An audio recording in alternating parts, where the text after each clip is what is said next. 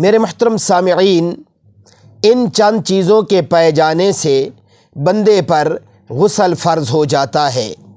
Number 1، احتلام ہو جانا۔ کسی حالت میں بھی، چاہے جاگتے میں یا سوتے میں، اگر احتلام ہو جاتا ہے تو پھر غسل فرض ہو جائے گا۔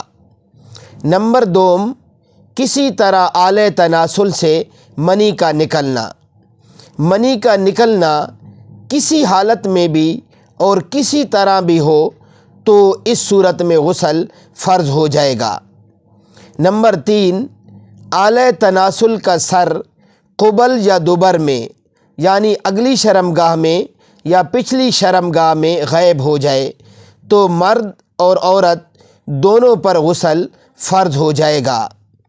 نمبر 4، عورت کے حیض کے دن ختم ہونے پر جب کہ حیض بھی بند ہو چکا ہو تو پھر اس صورت میں عورت پر غسل فرض ہو جاتا ہے۔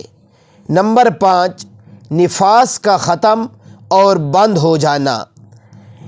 نفاس کا یہ وہ خون ہوتا ہے جو بچہ کی پیدائش کے بعد جاری ہوتا ہے، تو جب یہ نفاس کا خون ختم ہو جائے اور بند ہو جائے، نفاس کے دن پورے ہو جائیں تو پھر اس صورت میں عورت پر غسل فرض ہو جاتا ہے۔